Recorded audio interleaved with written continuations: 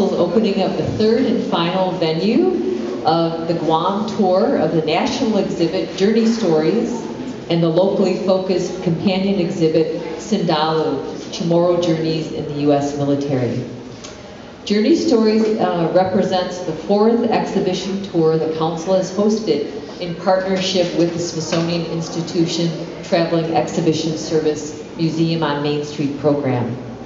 The Journey Stories exhibit examines the intersection between modes of travel and Americans' desire to feel free to move.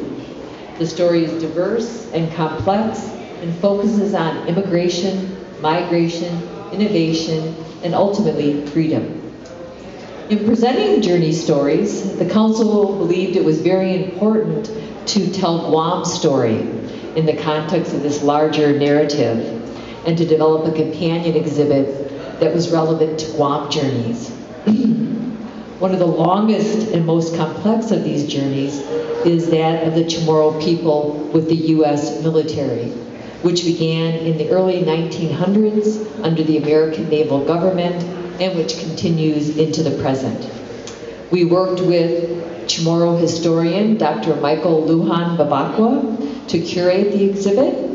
And as you see, Sindålu presents a collection of interviews and past narratives, personal images and artifacts, as well as historical and contemporary photos and film. And all of these illustrate the rich and diverse stories of the many unrecognized but very important journeys of Chamorro servicemen and women. Our exhibit programming, which will take place over the next month, actually next 2 months, focuses on themes and topics that really expand the exhibit to include many other important Guam stories in relationship to the U.S. Armed Forces, as well as the other complex journeys of other Americans, specifically African Americans, particularly at this venue. For this final venue, then, we have a series of scholarly lectures, we have a scholars tour, we have film and discussion events, we have family story hours. So please join us and come out over the next 2 months to participate in some of these programming events, all of which will be held here in the exhibit space. I now want to introduce Dr. Mike Clement, who will give the first presentation this evening, focusing on the Navy Band in pre-war Guam.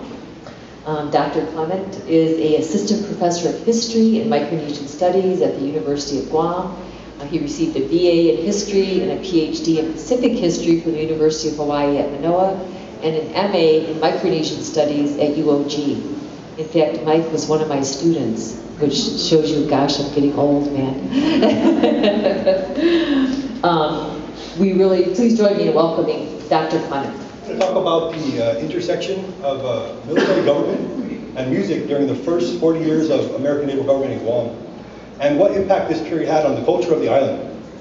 Throughout this period, music for official naval government functions was provided by a roughly 15 to 20 piece band that in its early years was made up primarily of Chamorro men and American naval personnel, some of whom ended up settling permanently on the island. By the end of the period, the band consisted entirely of Chamorros who were in the Insular Force.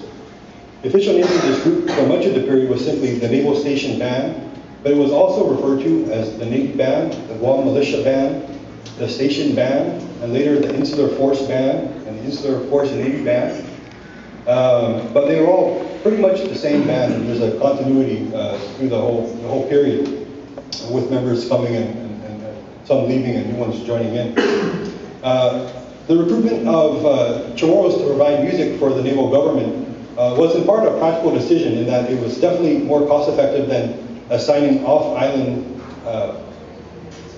military personnel to provide entertainment. But the local recruitment of the band was also part of a general pattern in which the United States military trained local personnel to provide the services necessary for the maintenance of the naval station and the welfare of the civilian population on the island colony.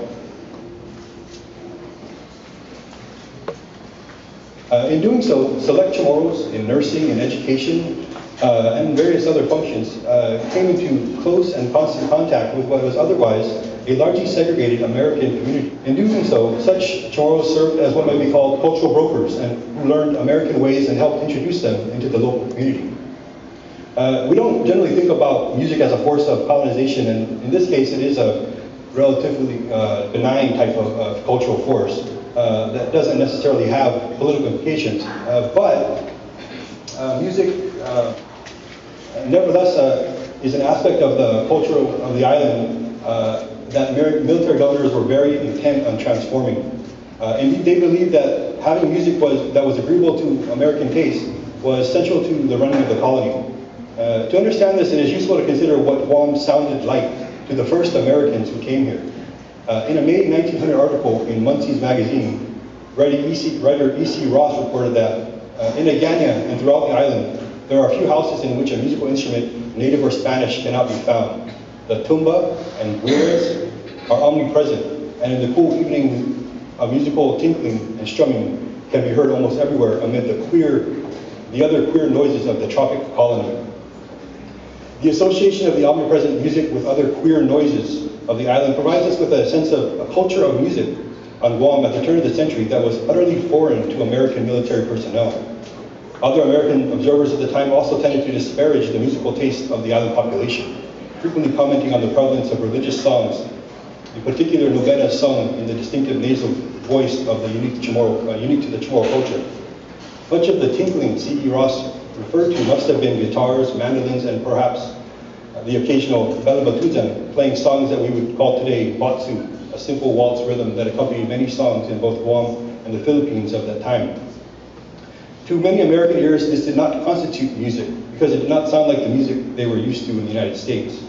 In such judgments, there was much in common with other aspects of Catholic Chamorro culture, which appeared to Americans as only partly civilized, associated with the degenerate culture of the once great Spain, which it had recently defeated, and with the Philippines, where the U.S. was in the midst of a brutal war. It was not the music Americans wanted to listen to in their new colony. In a process referred to by President McKinley as benevolent assimilation, which had been referred to by contemporary European powers as the civilizing mission, the American naval government of Guam instituted a slew of reforms on Guam that aimed at related goals of molding Chamorros into a patriotic English-speaking workforce, and to create an environment on Guam where American military personnel could feel as comfortable and as at home as possible. Reports from Guam's early governors demonstrate that music was a concern at the highest level of the island government. Governor Leary proclaimed in one of his early reports in 1899 that measures have been taken to open and organize the schools and to encourage the youth of the island to learn English and become interested in the work of manual labor, school, kindergarten, and music. A class will be formed under the direction of a bandmaster as the nucleus of a military band. Perhaps for lack of funds, which had hindered the development of the school system at all levels, the band's formation was delayed, but it was not forgotten. Guam's third American governor, Commander William Sewell, also saw particular priority in teaching Chamorros to learn to read music so that they could play band instruments instead of maracas, mandolins, castanets, and the Spanish guitar. In early 1903, Governor Sewell sent one of the native musicians, recent Italian immigrant Marcello Scanvaluri, to Mare Island Naval Shipyard in California to procure instruments for this new band. He brought back saxophones, trumpets, tubas, trombones, cornets, clarinets, and flutes. In September 1904, Governor Dyer detailed Scanvaluri to be the instructor of a dedicated music school with what were described as 20 ambitious Chamorro youngsters who were interested in learning music. Scanvaluri began teaching them twice a day, and they progressed quickly. The group came to be known as the Chamorro Band and was soon giving concerts at the kiosco of the Plaza de España, as well as various religious celebrations and other festive events. So a picture of this first Chamorro band. The success was a point of pride for Governor Dyer, who raved in his 1905 annual report that The establishment of the Chamorro Band has been to the natives one of the most gratifying results of the American occupation. In fact, Dara went so far as to proclaim that the formation of this band constitutes an epic in the history of Guam. And I have a picture of, and some of you guys might be related to some of these guys, so I was just going to read their names. In the back row, which is right here, we have Francisco Leon Guerrero, Silvestre Leon Guerrero, Felix Dunca, Pedro Franquez, Ignacio Roberto, Pedro Cepeda, and Vicente Cruz. Two of these guys, Silvestre Leon Guerrero and Pedro Cepeda, both went through this and through various other bands I'll be talking about and ended up going off island and becoming musicians in the regular Navy. The middle row, Pedro Rojas, Jesus Flores, Jose Duenas, Jose Mesa, Jose Leon Guerrero, Joaquin Duenas, Juana Toigui, Carlos Leon Guerrero, Juan Leon Guerrero, Marcelo Scambaluri, which is of course a statesider, but the founder of a big family here. Jose Appleby, Matthias Leon Guerrero, and Jose Garcia. And Leon Guerrero was also one that ended up going into the regular Navy eventually. On the bottom, there's Manuel Flores, Tomas Guzman, and Jose Paredo. By 1910, Scambaluri's Chamorro Band gave way to a more widespread music curriculum in the naval school system, where all students were taught to sing patriotic songs and American folk songs. Instruction in musical instruments were taught, they continued through groups like the Dorn Hall School Band. But several members of the first Chamorro Band had grown up and had become part of what was now known as the Naval Station Band. Indeed, the Naval Station Band was now a mix of Chamorros and naval personnel, some of whom, like Scambaluri and his fellow Italian immigrants, Ermetti Palacani and Giuseppe D'Angelo, ended up marrying Chamorro women and settling on the island. This is the 1910 band. So in the front row, we have Justo Damien, which is a Filipino guy who also established a large family on Guam. Sebastian Velasco, the Filipino guy that left in the 1920s. John Lodge, American guy who was served as the bandmaster at various times. Ermetti Palacani, who I mentioned already, and Ernest Tupner, second to left, another one of the bandmasters at a time, and Juan Guerrero. Juan Guerrero on the far right was one of those kids in the Chamorro Band who graduated up to the 1910 Naval Station Band. And then we have in the back row, well, kind of mixed up, but Jose Afflugi Torres, another graduate of the Chamorro Band, Jacques Schnabel, who there's some Schnabels on Guam today, descended from him, Jack Osborne, George Sternberg, Juan de Leon Guerrero, who's also from the Chamorro Band, Guido Sacomani, who also has descendants here on the island, I believe with the Kaminga family, Pedro Cepeda, George Wustig, the founder of the Wustig family here on Guam, Jesus de Vasquez, and then finally, Marcelo Scambaluri, Gustin de Leon Guerrero, and Matthias de Leon Guerrero, who was also from that first Chamorro Band. During these years, references to the band appear frequently in the Guam Recorder, not just at official functions, but also at civilian events such as christenings, retirement parties, and fiestas. One retirement party of Jay Underwood was mentioned in the Guam Recorder when they played. As the United States entered in World War I in 1917, the Navy on Guam began requiring universal military training for boys 7 to 15 years of age, and mandated service in the Guam militia for men from age 16 to 23. In 1918, the Naval Band underwent a formalization, and Chamorro Band members were apparently able to enlist as musicians through the Insular Forces. Even with half the pay of the white sailors, this was still an enticing opportunity for a Chamorro on Guam at the time. Some of these men would go on to see service abroad, and I've mentioned some of those already. But it appears that others continued to serve on Guam as musicians for the rest of their careers. American members of the Naval Station Band that remained, like those Italian men I mentioned, a lot of these guys just seemed to be able to stick it out. They retired on Guam, and then they transferred into the reserves and remained part of the band until they retired for real.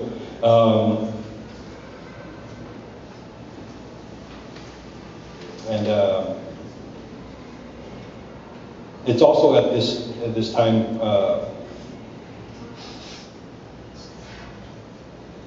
that the band takes on the term, the name Insular Force Band. But throughout the 20s and into the 30s, you're referred to as the Naval Station Band. I don't have all these guys' names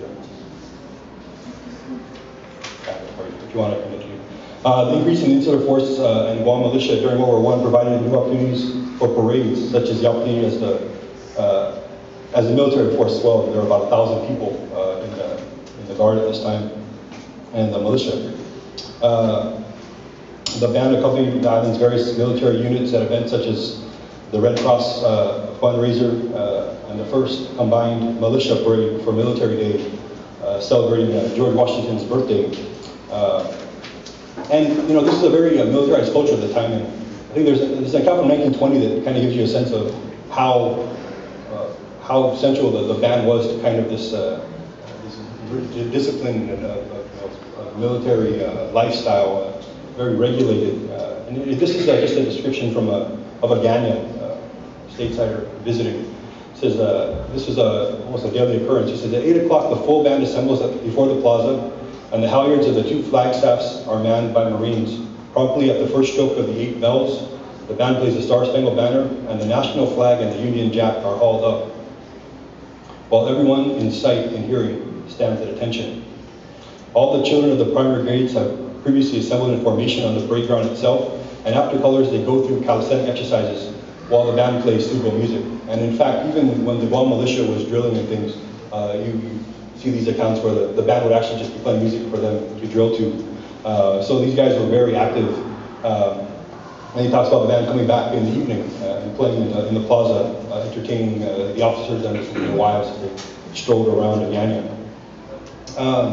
And now much of what I've described so far is focused on the seemingly constant presence of the band in Guam's capital of Agana. It's the center of the naval government as well as home to the island's elite. Agana has always been more cosmopolitan than other parts of the island. Outside of the Agana, the outlying villages, kind of got these indirectly. But everything that happened in Agana did eventually filter out into the villages and begin to influence the culture of those areas as well. In terms of kind of spreading this kind of American music and giving people alternatives to some of the traditional songs, chamorritas, and things you may know of, you actually had the naval band going on tour, and these were very popular tours, so that you'd have people in Agana and other isolated villages building bandstands, so that when the band did come visit them, they'd have a comfortable place to play. And it's in this way that you have aspects of American popular culture filtering even out to people who really just spent all their days out on the farms, didn't have access to record players and all those types of things. A question that arises in any discussion of the role of the military band in pre-World War II Guam is to what degree was the band and the music that it played integrated into the Chamorro culture? And how much did it contribute to the goal set out by Governor Leary and others of transforming Chamorros into modern patriotic Americans? And undoubtedly, the band represented a positive image of America that many Chamorros embraced. But like other American influences in pre-war Guam, Chamorros only partially embraced these new influences. Some of the Spanish-era instruments did disappear, and you guys may have heard me talk about some of the Guerra. When I first read that, I had no idea what they were. Realized I had no idea what Spanish Guam sounded like. And so those did disappear, but traditions of singing in the Chamorro language continued on. And in fact, Chamorros took many of the songs performed by the band and other songs you heard on records and films and things as those come along, and transformed them by putting Chamorro lyrics to the melodies. Perhaps the most famous of these songs is Ni Tafan Hanok Tafan Picnic, which is a song that still evokes nostalgia of pre-war Guam, and which would have, it's based on actually a Dixieland jazz tune, popular since the 1920s, called "Take Me Back to Good Old Indiana," and it's exactly the type of music that the band would be playing in the 20s and 30s. So That's probably the clearest example, but I'm sure there are many more. Fortunately, we don't have too many records of the specific songs that the bands played.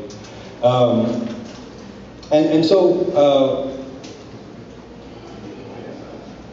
this is a topic that I think gives you kind of insight into what life was like, and this is a very unique, exciting opportunity for Chamorros who got to participate in this band.